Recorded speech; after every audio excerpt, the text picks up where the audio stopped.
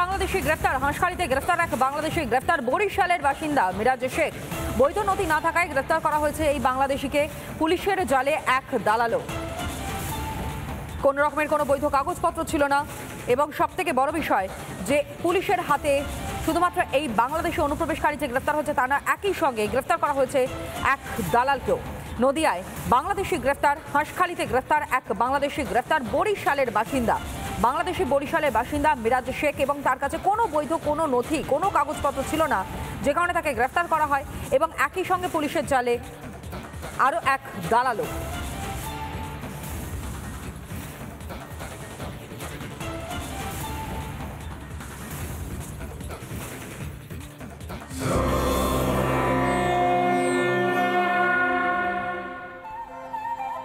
আর এই মুহূর্তে সাগরের অর্থাৎ সাগর সঙ্গমের ছবিটা আপনাদের সামনে। আজ গঙ্গাসাগরে পূর্ণ স্নান, পুণ্যার্থীদের ভোর থেকেই শুরু মকর সংক্রান্তির এই পূর্ণ স্নান। মকর সংক্রান্তিতে শুধু বাংলার বিভিন্ন প্রান্তের মানুষই নন, অন্যান্য রাজ্য অর্থাৎ ভিন রাজ্য থেকেও কাতারে কাতারে মানুষ ভিড় জমিয়েছেন এই গঙ্গাসাগরের মেলায়।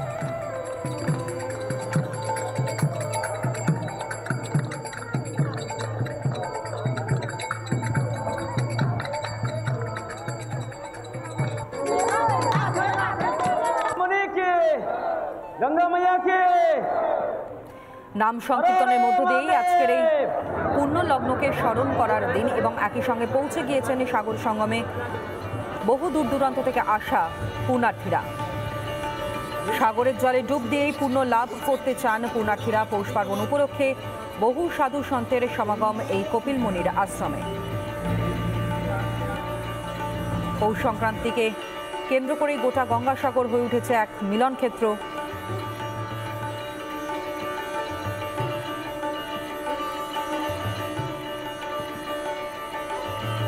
আর এদিকে গঙ্গাসাগরে মতুয়াদেরও আগমন। স্নানের পর কপিলমুনির আশ্রমে পুজো দেন তারা। সনাতনীদের বাঁচাতে সওয়াল মতুয়াদের।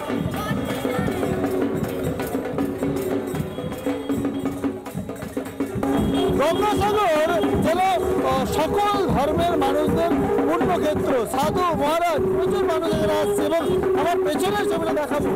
দেখা যাচ্ছে যে সন্ন্যাসীরা সাধুরা ঠিক কীভাবে এগিয়ে যাচ্ছে, গঙ্গা স্নান ফেলে তারা কিন্তু এগিয়ে যাচ্ছে ঠিক এইভাবে।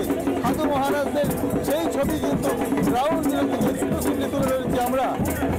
দেখাচ্ছি সেই ছবি, বলছে শুনবো কি বলবেন। জয় হরিবল, গৌর হরিবল। আমরা ঠাকুরনগর সনাতনী মতুয়া আছি।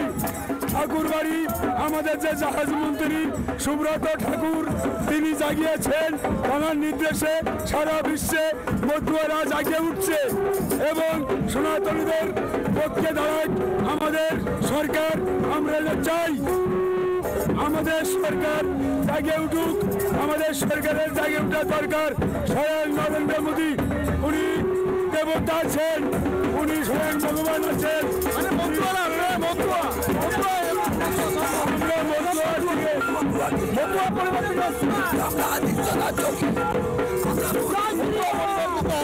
সেই ছবিটাই কিন্তু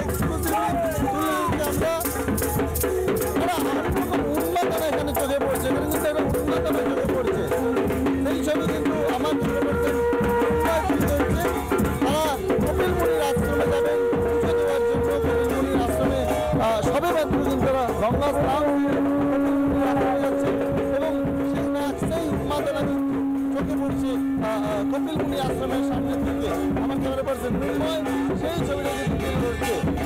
মতুয়ারা কিন্তু এসেছেন এবং তারা মকরের পর গঙ্গা স্নান করবে।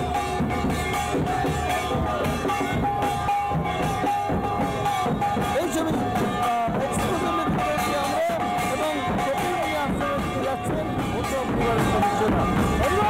ক্যামেরা পার্সন মৃন্ময়ের সঙ্গে সুদীপ্ত, রিপাবলিক বাংলা। বাংলাদেশে হিন্দুদের ওপর অত্যাচার অব্যাহত। অত্যাচারের বিরুদ্ধে সরব নাগা সাধুরা। সনাতনীদের ওপর অত্যাচার মানা হবে না, প্রয়োজনে হিন্দুদের বাঁচাতে বাংলাদেশে যাওয়া হবে বললেন গঙ্গাসাগরে আসা নাগা সাধুরা। জগত সভা শ্রেষ্ঠ আসন লবে। আমি আরো যারা সাধু রয়েছেন, যারা মহারাজ রয়েছেন কথা বলবো। বাবা গঙ্গাসাগরেতে এসছেন, কোথা থেকে আসছেন আপনি? আমি এসেছি কলকাতা বেহালা থেকে। কলকাতা থেকে, মানে এই রাজ্যের বাসিন্দা।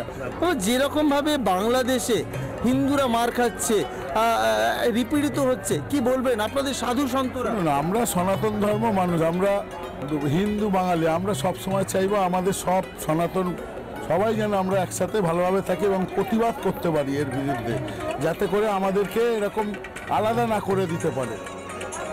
এটাই তাহলে ভারত কি তাহলে বিশ্বের এমন একটা জায়গা হবে যেখানে হিন্দুদের হোমস্টে হতে চলেছে? না না, একদম আমরা সবাই একত্র, আমরা সব বাবাজিরা সব একসাথে আমরা লড়াই করছি এর জন্য।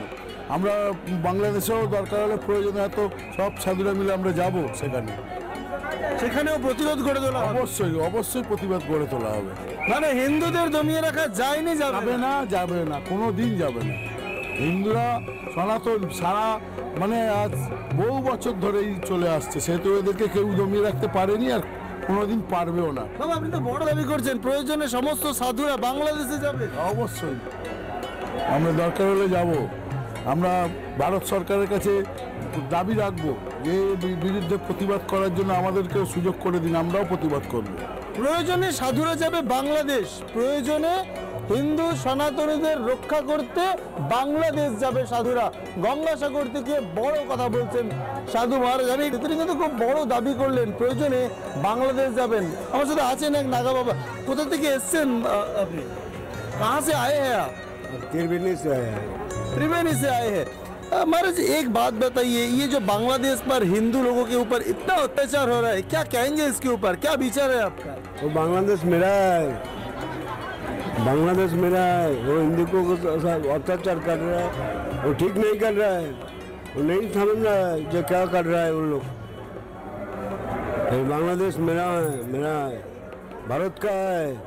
महाराज एक बात बताइए, एक साधु से बात हुआ था, उन्होंने बोला कि अगर जरूरत पड़े तो हम लोग भी बांग्लादेश जाएंगे, सब साधु मिलकर बांग्लादेश जाएंगे। जरूरत पड़ेगी तो बांग्लादेश जाएंगे, घुट जाएंगे हम लोग।